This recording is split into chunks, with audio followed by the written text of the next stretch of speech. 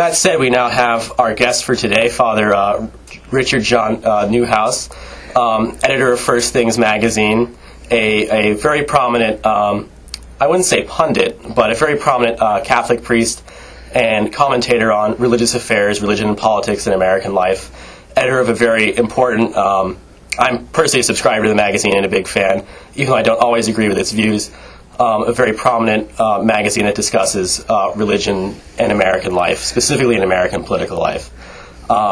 He's covered the funeral of Pope John Paul II, the election of Pope Benedict, and he recently covered the papal visit, which we will hopefully discuss with him shortly. So without further introduction, Father Richard, how are you doing today? Yeah, it's good to be with you. It's good. Shocking to realize you don't agree with everything you read in First Thing.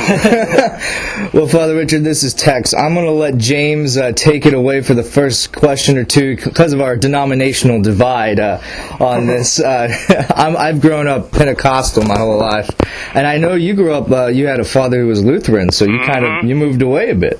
Well, I just moved forward. Well, I'll start off with just, I guess, a few current issues.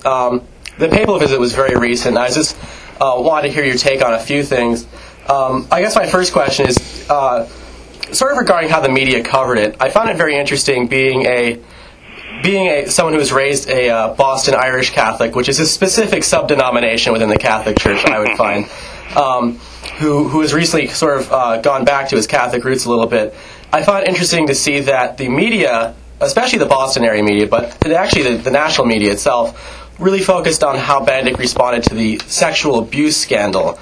And I was wondering, I guess, how you thought he responded to that, if you think he responded to it and handled it well, but also if sort of this was just the way the media covered it, if that was a bit unfair to the Pope, since he covered a wide variety of issues that were, I wouldn't say more important than the sex abuse scandal, since that's incredibly important to the American Church, but he covered a wide range of issues that covered everything, basically, that a pope needs to cover, things regarding bioethics, regarding sort of the moral direction of the country. And I felt that the media might have been a little bit unfair, but I want to hear your take on that. Oh, sure, unfair, but totally predictable. Right. Let's face it, sex is a hot topic, and beyond that, it is a question of enormous importance in terms of the moral health of the Catholic Church, that even if the abuses have been exaggerated, and even if shark lawyers have taken advantage of it, and all that is true enough, the fact is that it was a great shame brought upon the Catholic Church by the leadership of the Church. No, I think Benedict, he addressed it 4 times during the course of the visit, and most importantly, in what you might call a preemptive strike, so to speak, he addressed it even before he got here on the plane coming over. And he said, I am deeply ashamed. And quite frankly, I think that disarmed a lot of the critics. And of course, then his meeting with the victims, the 5 victims of sex abuse from Boston. If the bishops back in 2002, when all of this really broke big time, and mainly in Boston at the time, if the bishops had immediately gathered and collectively said what Benedict said on the plane, namely, we are deeply ashamed, this whole thing would have probably played out in a quite different way.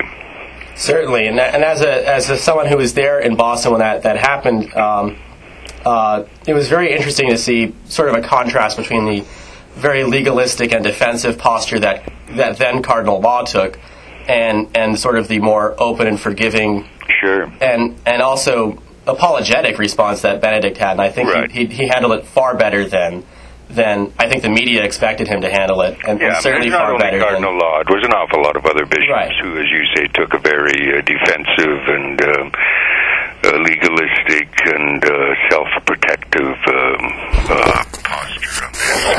Benedict handled that superbly.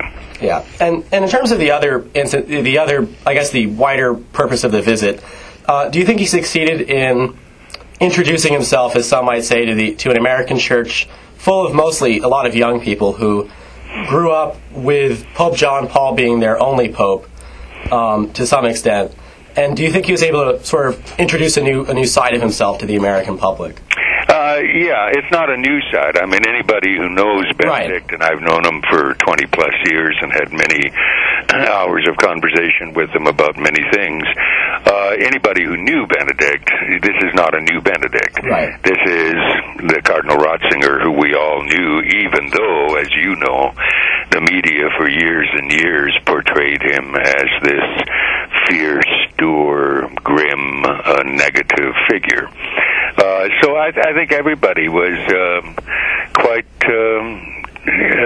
taken aback in a most positive way, and I think the chief characteristics that came across was his learning, his carefulness, his thoughtfulness, and above all, his candor and his gentleness. Right. And I guess since we're mostly a politically oriented show, we do like to discuss all sorts of issues here, but I will just ask this. Do you think that his visit will have an impact on the presidential election at all? Well, as you know, and quite rightly, he made no references to politics at all in the ordinary sense of the word, and quite appropriately so.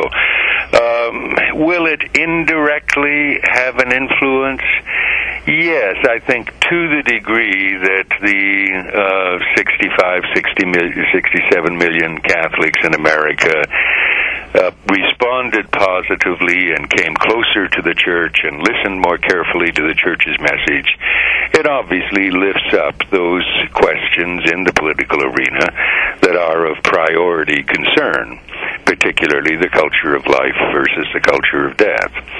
And so to that extent, indirectly, will it likely have some influence upon American politics?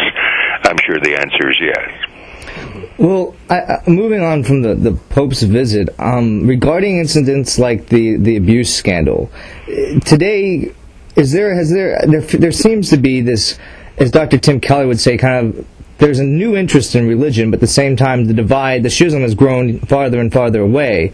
Some people, though, would say that consequential of the times, events like the abuse scandal, etc., religion, as you have intellectuals like Christopher Hitchens, Richard Dawkins, becoming more and more popular, and their books and their sayings and their thinking is becoming more and more popular, that you look at countries in Europe, for example, where church attendance is just drastically low from where it was just 30 years ago. Sure. Do you feel that there's more of a strong divide? There's more of kind of a dismal approach to religion that's going to just continue to sink further and further? Where do you see the state of Christianity or religion today in America, in Europe, and where will it be about 20 or 30 years from now? Oh, my goodness. How many days you got? The Catholic Church has been around for 2,000 years, and there are moments in which the cultural climate and the response to the gospel of Jesus seems very encouraging. Other times in which it looks like the Church is going back into the catacombs in a manner of besieged and persecuted minority status. So it's very hard to, all of these things are happening at any given time and in different places. Of the 1.2 billion Catholics in the world and the plus 2 billion Christians in the world, there are places in which Christianity indeed is in the catacombs, and the awareness of the persecuted church in places like China and Burma and many, many other, and not to mention the Arab countries and the radical Islamic assault. But there are other places, America preeminently among them, among major nations, where Christian faith is vibrant and growing, and I think capturing the imagination and the commitment of a younger generation.